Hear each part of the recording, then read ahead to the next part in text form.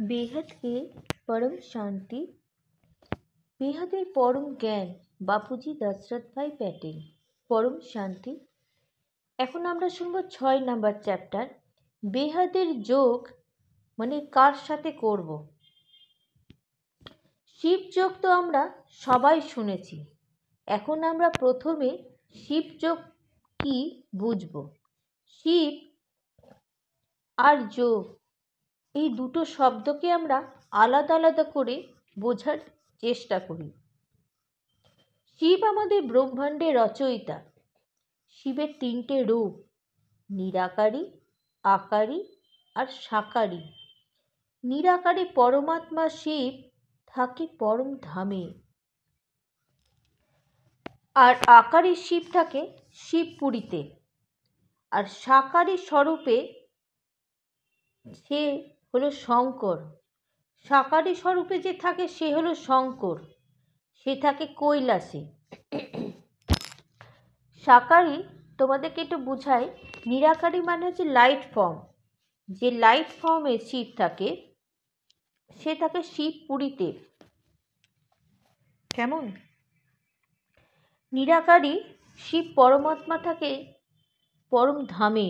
নিরাকারী মানে হচ্ছে light form, আর আকারী মানে হলো 3 তত্ত্ব আকারী ফর্মে। আর সাকার মানে হলো আমরা যেটা পৃথিবীতে রয়েছি সেটা হচ্ছে সাকারী ফর্ম।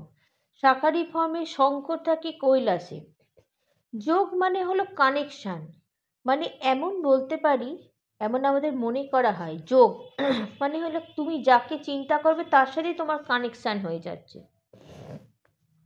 যাকে আত্মা মনে করে তার সাথে ওই আত্মার কানেকশান জুড়ে যায়, তাকেই বলা হয় যোগ। শিবকে মনে করতে করতে আত্মার কানেকশান পরমাত্মা শিবের সাথে হয়, আর একেই বলে শিবযোগ। শিবকে 2 রকমভাবে মনে করা হয়। নিরাকার শিবকে মনে করা হয়, আর সাকারী শিব মানে শঙ্করকে মনে করা হয়। জ্যোতির্লিঙ্গকে মনে করা হয় যে নিরাকার শিবের প্রতীক।